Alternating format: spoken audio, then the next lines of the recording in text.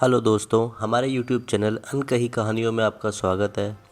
अगर आपके पास ऐसी कोई कहानी है हॉरर जिसको आप हमें सुनाना चाहते हैं तो डिस्क्रिप्शन बॉक्स में जो ईमेल आईडी है आप उस अपनी कहानी को उस आईडी पे ईमेल कर दें। अगर हमें पसंद आई हम अपने चैनल पे आपकी कहानी को पेश करेंगे। आप चाहते हैं कि आपका नाम आए तो उसमें आप हमें मेंशन कर देना, हम आपका रेफरेंस दे देंगे। और आप चाहते हैं कि आप किसी के बारे में आपको पता ना चले तो वो भी प्राइवेसी रहेगी उसमें। अब बात करते हैं इस कहानी की। ये कहानी आप सुने पूरी और हमें बताएं एंड में कि आपको कैसी लगी। Thank you. हेलो दोस्तों, मेरा नाम रणवीर है और मैं जयपुर का रहने वाला हूँ। यहाँ पे मैं अपने परिवार के साथ रहता हूँ जिसमें मेरे पापा मम्मी और एक भाई है। मेरी एक गर्लफ्रेंड भी है जिसका नाम सोनम है। हम दोनों ने ग्रेजुएशन साथ में ही किया और अब एक ही कंपनी में साथ में जॉब करते हैं। करीब 1 साल पहले सोनम को अचानक एक दिन पैनिक अटैक आया तो हमने डॉक्टर को दिखाया तो उसको पता चला कि एंजाइटी हो गई है। इस वजह से सोनम काफ़ी डिप्रेशन में रहने लगी, बहुत ही ज़्यादा परेशान रहने लगी। फिर एक दिन उसकी एक फ्रेंड ने उसको एक मैडम के बारे में बताया जो अपने आप को एक हीलर या आप कह सकते हैं कि लाइफ कोच बताती थी और थोड़ा बहुत ब्लैक मैजिक के बारे में भी उसको पता था। तो सोनम उनसे मिली, उन्होंने पूरी बात सोनम की हेल्प करने के लिए उनसे पूछी कि क्या हुआ क्या नहीं हुआ। आपके घर में कुछ टोटके करने को बोला, कुछ बांधने को बोला। इस तरीके से उसने उसकी राइट हैंड पे कुछ बंधवा दिया, एक धागा बंधवा दिया जिसमें कुछ भरा हुआ था। सोनम की उसको धागे को बांधने के बाद एंजाइटी तो कम हो गई थी, लेकिन उसको कभी कभार है ना कुछ नेगेटिव एनर्जी का एहसास होता था जो कि उसको उससे पहले नहीं होता था। अब बॉडी तो एंजाइटी ख़त्म हो गई तो उसको उस पर मैडम के ऊपर विश्वास होने लगा कि हाँ ठीक है, मेरी परेशानी इन्होंने दूर कर दी। लेकिन जो नेगेटिव एनर्जी थी वो लिंक नहीं कर पाए कि वो किसकी वजह से हो रही है। अब उसको फ़ायदा हुआ तो वो मैडम से क्या है मिलने लगी। धीरे धीरे धीरे धीरे मिलना ज़्यादा होता गया और वो मैडम की क्लोज़ होती गई। धीरे जब सब कुछ नॉर्मल हो गया तो हमारा भी ध्यान इन सब चीज़ों से हट गया। हम अपनी प्रोफेशनल लाइफ में इतने ज़्यादा बिजी हो चुके थे उन दिनों कि एक अच्छा टाइम स्पेंड नहीं कर पा रहे थे। घर से ऑफिस, ऑफिस से घर, बस यही लाइफ चल रही थी। सोनम कई दिनों से मेरे पीछे पड़ी हुई थी कि बहुत हो चुका, अब हम अपने लिए टाइम निकालना चाहिए। क्यों ना हम किसी स्टेशन पे घूमने चलते हैं। सोनम की ये बात सुन के मुझे लगा कि हाँ चलो ठीक है, अब बहुत दिन हो गए, थोड़ा बहुत क्वालिटी टाइम स्पेंड करेंगे तो अच्छा लगेगा। फाइनली हम लोग डिसाइड करते हैं कि सेकंड वीक के वीकेंड में हम दोनों मनाली घूमने जाएंगे। डिसाइड करने के बाद हम दोनों अपनी तैयारियाँ स्टार्ट कर देते हैं और आखिरकार वो टाइम आ जाता है जब हम दोनों जयपुर से मनाली निकलना था। हम दोनों को ही बस से जाना काफ़ी पसंद है, इसलिए हम दोनों ने पहले से ही बस की टिकट करा रखी थी। जयपुर से मनाली के लिए कोई डायरेक्ट बस तो नहीं थी, लेकिन आप जयपुर से दिल्ली और दिल्ली से फिर मनाली जा सकते थे। तो जयपुर से 1 बजे हमारी बस थी। हम लोग बस में पहुंच चुके थे और बस रवाना हो गई थी। सर्दियों का टाइम था तो हमें बस में जाते जाते ही नींद आ गई क्योंकि लेट बहुत हो चुका था और हम कब दिल्ली पहुंच गए हमें पता ही नहीं चला। हमें 5:30 पे कश्मीरी गेट बस टर्मिनल पे ड्रॉप कर दिया था। दिल्ली से मनाली के लिए मैंने बस की टिकट बुक करा रखी थी तो उसका टाइम शाम के 6 बजे का था। तो हम दोनों ने सबसे पहले अपना सामान एक जगह रखा और एक एक करके हम लोग रेडी हो गए और ब्रेकफास्ट किया और वहीं पर ही हम टाइम पास करने लगे। ऐसे ही टाइम पास करते करते हमने लंच का टाइम भी हो गया था और उसके बाद फिर हम ये प्लानिंग करने लगे कि मनाली में जाके हम क्या क्या करेंगे। जैसे तैसे हमारा टाइम निकल गया और शाम के 6 बज चुके थे और बस आ गई। हम लोग बस में बैठे और बस रवाना हो गई। दिन भर के हम लोग बैठे हुए थे, जैसे तैसे टाइम पास कर रहे थे। जैसे ही हम बस में बैठे, सर्दी के मौसम का मैं बड़ा कोजी कोजी सा फील हो रहा था। हम लोग बस में बैठते ही वापस सो गए। हमें इतनी गहरी नींद आ चुकी थी कि हमें पता ही नहीं चला कि बस रुक गई है। जब कंडक्टर ने आवाज़ दी कि बस खाने पीने के लिए एक ढाबे पे रुकी है, तब हमें पता चला कि बस रुक चुकी है। फिर हम लोग बाहर आ गए, वॉशरूम यूज़ किया, बढ़िया सा खाना खाया, ठंडी ठंडी हवा चल रही थी और उसमें गर्मा गर्म चाय पीने का मज़ा ही कुछ और था। हमने अपनी चाय ख़त्म करी ही थी, बस इतने में बस का हॉर्न बजने लगा। बस वहाँ से निकलने को तैयार थी। सब लोग बस में जाकर बैठ चुके थे और हम दोनों भी आ गए। बस वहाँ से निकल गई थी। रात का सफ़र था, जैसे तैसे टाइम निकल रहा था और कुछ ना कुछ देख ना पाने के कारण मैं समझ में तो नहीं आ रहा था कि बस कहाँ चल रही है, लेकिन कुछ टाइम बाद ही समझ में आ गया कि पहाड़ी इलाके में पहुँच चुकी है। बस में सब लोग सो रहे थे, सोनम भी सो रही थी। बस में एक खामोशी छाई हुई थी, लेकिन मुझे नींद नहीं आ रही थी, तो मैं जगा हुआ था और अपने मोबाइल में टाइम पास कर रहा था। थोड़ी देर बाद अचानक बस एक जगह जाकर सुनसान जगह पर रुक गई, तो मुझे इतना ध्यान तो नहीं दिया और मैं अपने मोबाइल में वापस मगन हो गया। 5-10 मिनट हुए ही थे कि बस फिर वापस से चलने लगी। मैं उठा और जाकर ड्राइवर के केबिन में जाके बैठ गया। तब मैंने देखा कि बहुत लंबा जाम लगा हुआ है गाड़ियों का, पर हमारा ड्राइवर काफ़ी तेज़ था। उसने साइड से बस को निकाला और काफ़ी दूर तक हमें ले गया। आगे जाके पता चला कि बस पूरी तरीके से ब्लॉक हो चुकी है। ड्राइवर को बस वहीं रोकनी पड़ी और उस टाइम रात के 3:30 बज रहे थे। तब मैं, ड्राइवर और कंडक्टर हम तीनों बस से नीचे उतरे। हमने पता लगाया कि क्या बात है।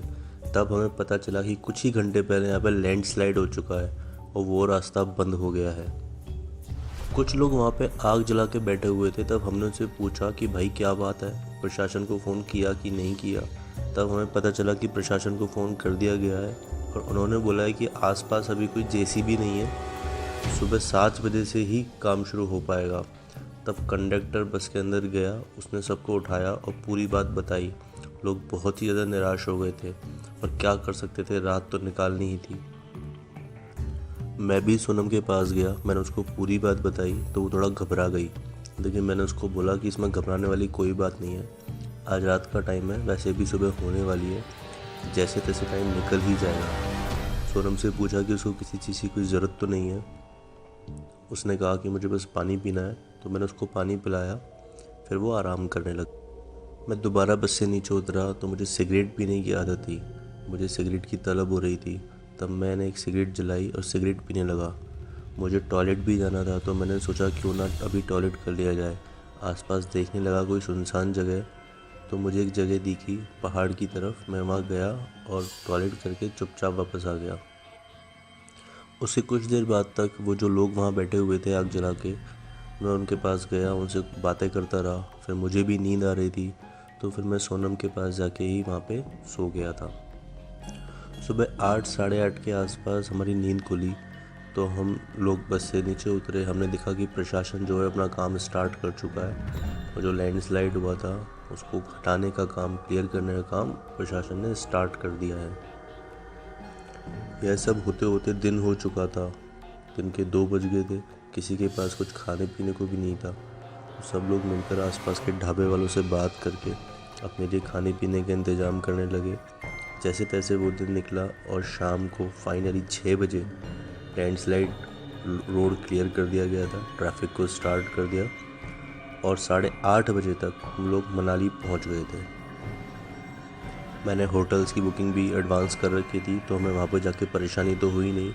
हमने कैब करी और सीधे होटल पहुँच गए। एक्चुअली 2 साल पहले मैं अपने फ्रेंड्स के साथ ही यहाँ आया था होटल में, तो मुझे यहाँ की वाइब्स बहुत अच्छी लग रही थी। हमारा ट्रिप बहुत अच्छा हुआ था, तो मैंने इसी होटल को दोबारा मेरे और सोनम के लिए बुक कर लिया था। हम लोग होटल पहुँच चुके थे, चेक इन कर लिया था और हम अब अपने रूम में जाके सेटल हो गए थे। सोनम की थोड़ी तबीयत ठीक नहीं थी, क्योंकि उसको रास्ते में काफ़ी टेंशन हो गई थी, क्योंकि हम बस में ही हमें काफ़ी टाइम बिताना पड़ गया था। तो वो थोड़ी देर लेट गई और आराम करने लगी। तब तक मैंने सोचा क्यों ना सोनम जब तक आराम कर रही है तब तक मैं अपना कुछ पार्टी का सामान लेके आ जाऊं और हम दोनों एक अच्छा क्वालिटी टाइम स्पेंड करें। फिर मैं नीचे उतरा, होटल से बाहर गया और मार्केट में गया और अपने लिए एक रम की बोतल ले ली और सोनम के लिए 2 बियर के पॉइंट ले लिए और बढ़िया सा खाना पैक करवाया। और सोनम के लिए एक बड़ी चॉकलेट भी ले ली थी, जो कि उसको बहुत पसंद थी। और मैं होटल वापस आ गया। मैं जब तक वापस आया तो सोनम भी नहा धो के फ्रेश होके रेडी हो गई थी और मेरा वेट कर रही थी। मैं सोनम के पास आया तो उससे पूछा कि अब उसकी तबीयत कैसी है। तब सोनम ने बताया कि उसकी मैडम, जिनका नाम हम राशि रख देते हैं, उनसे बात हुई और सोनम को पूरी बात बता देती है। उन्होंने कहा कि सब ठीक है, उसकी तबीयत पहले से ठीक है, पर उसको पता नहीं क्यों अभी भी नेगेटिव वाइब फील हो रही है और कुछ अच्छा अच्छा सा नहीं लग रहा। मैडम की बात सुन के मुझे गुस्सा तो बहुत आया था, पर मैंने अपने आप को कंट्रोल किया। सोनम को समझाया कि ये रास्ते में लैंडस्लाइड की वजह से स्ट्रेस और थकावट की वजह से हो रहा होगा, ऐसा कुछ भी नहीं है। हालांकि अब की बार मुझे वहाँ पे कुछ ज़्यादा अच्छा नहीं लग रहा था, पॉजिटिविटी फील नहीं हो रही थी, पर मैंने सोनम को ये सब कुछ नहीं बोला क्योंकि वो डर नहीं जाए। फिर मैंने उसको उठाया, उसको चीयर अप किया, थोड़े बहुत जोक सुनाए, हम लोगों ने उसके फेवरेट सॉन्ग पे डांस किया, पार्टी की, खूब सारी बातें की और डिनर कंप्लीट किया और एक क्वालिटी टाइम स्पेंड किया। वो रात हमारी बहुत अच्छी निकली थी। फिर दूसरी सुबह करीब 9 बजे हमारी नींद खुली, हम लोग रेडी हुए और घूमने के लिए निकलने लगे। तभी सोनम ने बोला क्यों ना हम इस होटल को चेंज कर लें, मुझे अभी भी यहाँ पे कुछ ठीक नहीं लग रहा। तो मैंने सोनम को कहा कि तुम टेंशन क्यों ले रही हो, कुछ भी नहीं होगा, मैं हूँ ना साथ में। हम लोग अभी घूमने चलते हैं, इवनिंग में आकर दूसरा होटल ले लेंगे। सोनम ने मेरी बात मान ली और हम लोग एक टैक्सी की मनाली एक्सप्लोर करने के लिए निकल गए। उस दिन हम लोगों ने मनाली का काफ़ी अच्छे से घूम रहे थे, आसपास की जगह भी हमने घूमी और इवनिंग में हम लोग टाइम पे वापस आ गए थे। मुझे पता था कि सोनम फिर से होटल बदलने की बात करेगी, तो उसके बोलने से पहले ही मैंने उसको बोल दिया रूम में आते ही, देखो कि मुझे पता है कि कुछ अच्छा तो नहीं लग रहा है, लेकिन अभी हम बहुत ज़्यादा थक चुके हैं और अभी हमें मॉल रोड भी जाना है। ऐसे में हम अपने सामान को लेके कहाँ घूमते फिरेंगे, तो अपन ऐसा करते हैं, आज आ जाओ और यहाँ रुक जाते हैं, कल सुबह होते ही हम लोग सबसे पहले रूम चेंज कर लेंगे। तो सोनम ने भी मेरी बात मान ली थी। फिर हमने जैसा डिसाइड किया था, हम लोग मॉल रोड घूमने गए, वहीं हमने थोड़ा बहुत खाया पिया, डिनर किया और वापस रूम में आ गए। हम लोग इतना थक चुके थे कि हम लोग रूम में आते ही चेंज किया और चेंज करने के बाद जाकर पड़ गए और गहरी नींद में सो गए। अगले दिन हम लोग उठे, नहाए, फ्रेश हुए, रेडी होके सबसे पहले हम लोगों ने इस होटल को चेकआउट किया, दूसरे होटल को ढूंढने निकले। हमने 2-3 होटल देखे, उनमें से एक होटल सोनम को बहुत पसंद आया, उसका रूम भी काफ़ी अच्छा था और उसी होटल को हमने फिर बुक कर लिया। हम लोग रूम में गए, अपना सामान रखा और एक अच्छे से देखने लगे रूम को। सामने से माउंटेन व्यू था, बहुत अच्छा लग रहा था। थोड़ी थोड़ी उसमें सूरज की रोशनी भी आ रही थी, क्योंकि हमें वहाँ पे काफ़ी पॉजिटिव फील हो रहा था। सोनम इस रूम में आके काफ़ी खुश थी और उसे देखकर मैं भी खुश हो रहा था। फिर हम लोगों ने डिसाइड किया कि आज हम मनाली के आसपास की जो लोकल प्लेसेस हैं वो विज़िट करने के लिए चलेंगे। हम लोग फिर से रेडी हुए और हम लोगों ने टैक्सी मंगाई। उस टैक्सी वाले को हमने पूरे दिन भर आसपास की जितनी भी लोकल जगह हैं घूमने के लिए, मंदिर वगैरह, उसने हमें सब कुछ फिर राज़ी किया, तो हम उसके साथ चले गए। फिर जैसा कि तय था, उसने हमें आसपास की सारी जगह दिखाई अच्छे से, साथ ही साथ हिमाचल का ऑथेंटिक खाना भी खिलाया जो कि बहुत ही स्वादिष्ट था। इस तरह आज का दिन भी निकल गया। शाम के 8 बज चुके थे और हम लोग रूम में वापस आ गए। हर रोज़ की तरह हम रूम में नहा धो के आराम से बैठे, बातें करने लगे, कुछ खाया पिया और फिर हमें आइडिया आया कि तुरंत ही डोमिनोज़ का पिज़्ज़ा ऑर्डर करते हैं, कोल्ड ड्रिंक ऑर्डर करते हैं, तो हमने वो भी कर दी। उसके बाद जाकर कॉर्नर में विंडो थी जहाँ पे सीटी लगी हुई थी, वहाँ जाकर बैठ गए। विंडो के पर्दे हमने खोल रखे थे, हमें बाहर के नज़ारे देखते देखते अपना पिज़्ज़ा और कोल्ड ड्रिंक एंजॉय कर रहे थे। तभी अचानक सोनम का सर भारी होने लगा, उसे चक्कर आने लगे। उसने अपना पिज़्ज़ा नीचे रखा और बेड पे जाके लेट गई। मैं उसके पास गया, थोड़ी देर उसके सर पे अपना हाथ रखा, उसको ब्लैंकेट उड़ाया और आके सीढ़ी पे ही बैठ गया और अपना पिज़्ज़ा खाने लगा। 5-10 मिनट हुए थे, अचानक पता नहीं मेरा भी सर भारी होने लगा, मुझे चक्कर आने लगे। मैंने भी अपना पिज़्ज़ा और कोल्ड ड्रिंक वहीं पे रखी और मैं सोनम के साथ ही बेड पे जाके लेट गया। तब सोनम की नींद खुली और उसने मुझसे पूछा कि रणवीर क्या हुआ। तब मैंने उसको बताया कि मैं तुम्हारी जगह जाके बैठ गया था, अपना पिज़्ज़ा खा रहा था, मुझे पता नहीं क्यों अचानक चक्कर से आने लगे, तो मैं यहाँ पे आके लेट गया। तब सोनम ने मेरे माथे को चूमते हुए कहा कि कोई बात नहीं, हो जाता है, शायद आज हम ज़्यादा ही थक गए, तुम रेस्ट करो, मैं वॉशरूम होके आती हूँ। वॉशरूम जाते वक्त उसने विंडो के पर्दे वापस से बंद कर दिए थे और वो वॉशरूम चली गई। मैं बेड पे लेटा हुआ था और विंडो की तरफ देखे जा रहा था। मुझे विंडो की तरफ से ऐसी आवाज़ आने लगी जैसे कोई कांच में नाखून मार रहा हो। मैं बहुत ही ज़्यादा डर गया था और चुपचाप सोता रहा। सोनम आ जाए बस मैं यही सोच रहा था। और ब्लैंकेट को जो मैंने ऑर्डर करा था उससे मैंने अपना चेहरा पूरी तरह ढक लिया। कुछ सेकंड बाद ही आवाज़ फिर से विंडो की तरफ से आने लगी। मैंने कंबल नीचे करके देखा तो मुझे लगा कि कोई काली सी परछाई सी है जो पर्दे के पीछे से मुझे देख रही है। यह देखकर मेरी चीख निकल गई। मैंने ब्लैंकेट से अपने आप को पूरा कवर कर लिया और बैठ गया। मेरी चीख सुनते ही सोनम दौड़ के बाथरूम से आई और डर के मारे मैं कांप रहा था। सोनम ने मुझे गले लगाया, मुझसे पूछा कि बच्चा क्या हुआ, इतने क्यों घबराए हुए हो। तब मैंने कंबल के अंदर से ही सोनम को पूरी बात बताई। सोनम ने विंडो की तरफ देखा, वहाँ पे ऐसा कुछ नहीं था। वो समझ नहीं पा रही थी कि क्या हो रहा है, लेकिन उसको इतना पता था कि कुछ ना कुछ गड़बड़ तो ज़रूर हुई है। सोनम ने मुझे तसल्ली दी और मेरे साथ ही बैठ गई। अब मैं थोड़ा शांत हो चुका था और सोनम का हाथ पकड़ के वहीं बैठा रहा। कुछ देर बाद जब सब नॉर्मल होने लगा, हम दोनों सोने की कोशिश करने लगे। हमें नींद आई ही थी कि अचानक सीटी पे पड़ी हुई कोल्ड ड्रिंक की बोतल अपने आप हिलने लगी। हमने जैसे ये नज़ारा देखा, डर के मारे हमारे पसीने छूटने लगे, धड़कनें बढ़ने लगी। फिर अचानक वह बोतल हिलना बंद कर देती है और हम दोनों को कुछ समझ में नहीं आ रहा था कि हो क्या रहा है ये हमारे साथ। हम दोनों घबराए से चुपचाप कंबल ओढ़ के पलंग पे बैठे हुए थे। अब रात काफ़ी हो चुकी थी, करीब 2-2:30 बज रहे थे। हमें समझ में नहीं आ रहा था कि अब करें क्या। पूरे होटल में सन्नाटा छाया हुआ था। तब मैंने सोचा कि कम से कम हिम्मत करके जाता हूँ और रूम की मेन लाइट ऑन कर देता हूँ। जैसे ही मैं अपना ब्लैंकेट हटा के बेड के नीचे कदम रखता हूँ, अचानक से बाथरूम का नल चालू हो गया। मैं तुरंत अपने कदम पीछे हटाए और वापस सनम के पास जाके बैठ गया। हम लोग इतना डर चुके थे कि डर के मारे हमारी जान निकली जा रही थी। फिर एकदम से वो नल बंद हो गया। अब हम दोनों फैसला कर चुके थे कि इस रूम से बाहर तो निकलना ही होगा। हम दोनों ने बड़ी मुश्किल से हिम्मत जुटाई और जैसे ही हम लोग बेड से उतरने की कोशिश करी, अचानक से वो नल वापस से चालू हो गया। आज हम दोनों के मन में बस एक ही बात आ रही थी कि हम लोग बच पाएंगे या नहीं। कुछ देर बाद वो नल वापस से बंद हुआ। तब मैंने सोनम से कहा कि सोनम, अब कुछ भी करके हमको इस रूम से बाहर निकलना होगा, चाहे जो हो जाए।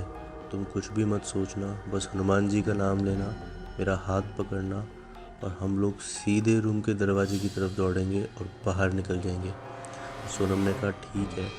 मैं उसका हाथ पकड़ के हम दोनों ने हनुमान जी का नाम लिया, सीधे रूम के गेट की तरफ दौड़ लगाई और रूम से बाहर निकल गए। अब जाकर हमारी सांस में सांस आई और हम लोग फटाफट से होटल के बाहर गेट की तरफ गए। हमने देखा कि होटल में कोई भी स्टाफ नहीं है, कोई भी नज़र नहीं आ रहा था। वहाँ बस एक बेंच थी। हम उस बेंच पे वेट करने लगे कि अब कोई ना कोई यहाँ पे हमें दिख जाए या फिर कोई आ जाए। थोड़ी देर बाद रिसेप्शनिस्ट वहाँ पे आता है। उसने हमको इतना घबराया हुआ देखा तो पूछा कि सर मैडम क्या हुआ। सॉरी, मैं कुछ पार्किंग की तरफ गया था।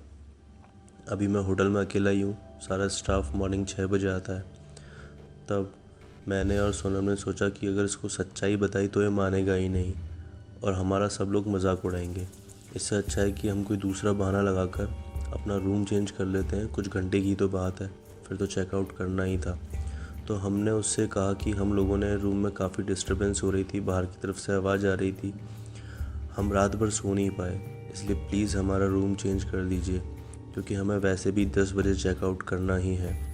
तब रिसेप्शनिस्ट ने कहा कि सर मैं आपको रूम चेंज नहीं कर पाऊँगा, मॉर्निंग में 7 बजे मैनेजर साहब आएंगे, वही आपका रूम चेंज करके देंगे। इस वक्त सुबह के 4:30 बज रहे थे, तो हमने सोचा कि ठीक है, जब तक मैनेजर नहीं आता हम लोगों को यहीं टाइम निकालना पड़ेगा। अब हम उस रूम में वापस तो नहीं जा सकते। और जैसे ही सुबह के 6:30 बजे मैनेजर वहाँ पे आ चुका था, हमने उसको पूरी बात बताई। तब उन्होंने कहा कि सर अब 2-3 घंटे की बात है, इतने शॉर्ट टाइम के लिए हम इस वजह से रूम चेंज नहीं कर सकते। पर जब हमने उसको काफ़ी रिक्वेस्ट करी और हमारी काफ़ी रिक्वेस्ट सुनने के बाद उसने हाँ कर दी और हमारा रूम चेंज करवा दिया। हम लोग दूसरे रूम में गए, अपना सामान रखा और यहाँ से निकलने की तैयारी करने लगे। सारा सामान पैक करने के बाद हम लोग रेडी हुए और रेडी होकर 10 बजे वहाँ से चेकआउट कर दिया। हम होटल से बाहर आए और हमने बाहर आते ही राशि मैडम को कॉल किया और उन्हें कल रात की पूरी बात बताई। तब उन्होंने हमें बताया कि तुम मनाली आ रहे थे तो रास्ते में तुम्हारी बस जहाँ पे लैंडस्लाइड की वजह से रुकी थी, तब रणवीर अकेले टॉयलेट करने गया था। तब इसके साथ लग गई और मनाली आ गई। आप समझ ही गए होंगे किसकी बात कर रहा हूँ। मैं बात कर रहा हूँ एक लड़की की आत्मा जिसकी उम्र 25 साल थी। उस एज में उसकी डेथ हुई थी। मैम ने बताया कि उसकी एक्सीडेंटल डेथ हुई थी। तब से इसकी आत्मा वहीं पे भटक रही थी। अब चाहे तुम कुछ भी कर लो, वो तुम्हारे साथ ही वापस आएगी। और अभी तुम मनाली में हो, वो अभी भी तुम्हारे साथ है और तुम्हारे साथ ही रहेगी। तुम चाहकर भी उसको अलग नहीं कर सकते। इसका बस एक ही सॉल्यूशन है। जब तुम उस रास्ते से वापस से गुजरोगे दिल्ली आने के लिए, तब वो वहीं पे रुक जाएगी। सोनम ये सुन के बहुत ज़्यादा डर गई। मैंने उसको समझाया कि कोई डरने की बात नहीं है, सब कुछ ठीक हो जाएगा। हमारी शाम की 5 बजे की बस थी और हम बिल्कुल उससे पहले 4:30 बजे राइट टाइम पे बस स्टैंड पहुंच गए थे और हम बस में बैठ गए। 5 बजे बस बिल्कुल राइट टाइम पे रवाना हो गई और 2-2.5 घंटे बाद वो जगह आ गई। जैसे ही वो जगह क्रॉस हुई तब जाके हमारी जान में जान आई। सोनम सो रही थी। मैंने उसको उठाया और बताया कि वो जगह निकल चुकी है और बस आगे बढ़ चुकी है। तब सोनम को शांति मिली। फाइनली हमें लगा कि अब सब ठीक हो जाएगा और नेक्स्ट डे हम लोग जयपुर पहुंच गए। अब जिस दिन हम लोग जयपुर पहुंचे थे उससे एक दिन बाद तक सब कुछ ठीक रहा, पर एक दिन बाद सोनम को बिल्कुल ठीक नहीं थी और मुझे भी रात में फिर किसी भी चीज़ का एहसास होने लगा जैसे कुछ है। तो मैंने अपने आप को संभाला और चुपचाप सो गया उस रात। दूसरी रात फिर जब करीब 2-2.5 बजे मेरी नींद खुली, मुझे ऐसा लगा कि कमरे के किनारे से एक काली सी परछाई खड़ी है। परछाई एक लड़की जैसी दिख रही थी। ये मेरे साथ क्यों हो रहा था मुझे समझ में नहीं आ रहा था। तीसरे दिन मैंने सारी बात घर वालों को बताई। फिर जब मैंने ये बात मम्मी को और अपनी बहन को बताई तो मेरी मौसी जो है उन्होंने मम्मी ने मौसी को बताई तो मेरी मौसी ने एक बंदे का नंबर दिया, एक बंदे का कॉन्टैक्ट नंबर दिया हमें कि आप लोग इनसे कॉन्टैक्ट करो। वो जयपुर के रहने वाले थे। उनसे मिलने हम लोग उनके घर चले गए। पूरी ट्रिप की बात बताई, अभी से लेके जो हो चुका था हमारे साथ वो सब हमने उनको बताया।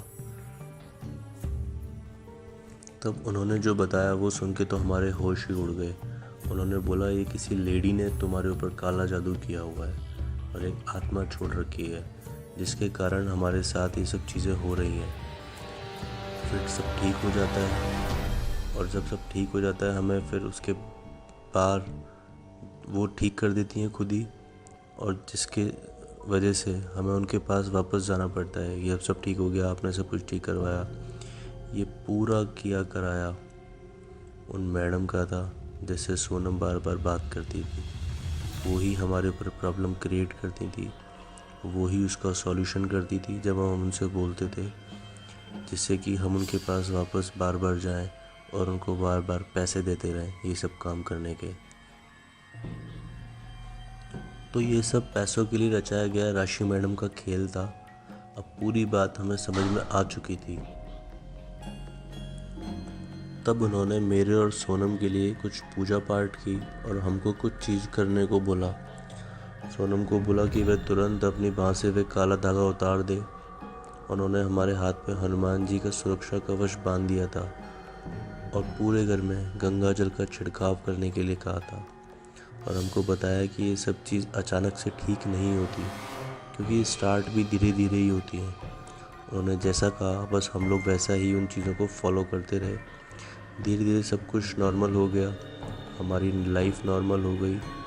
और जैसे कि उन्होंने हमें कहा था कुछ चीज़ फॉलो करने को और राशि मैडम से पूरा कट ऑफ करने को, वो हमने किया। और कुछ दिन तो हमको मतलब ऐसा महसूस हुआ कि कुछ पॉजिटिव नहीं है, लेकिन धीरे धीरे धीरे धीरे करके सब चीज़ नॉर्मल हो गई और हमारी लाइफ भी ठीक हो गई। आज मैं और सोनम वापस से एक नॉर्मल लाइफ जी रहे हैं और बहुत खुश हैं।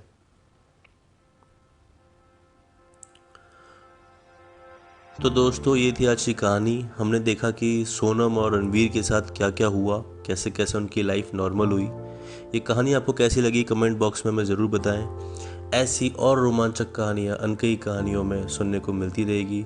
हमारे चैनल को सब्सक्राइब करें, वीडियो को लाइक करें और शेयर करें। धन्यवाद।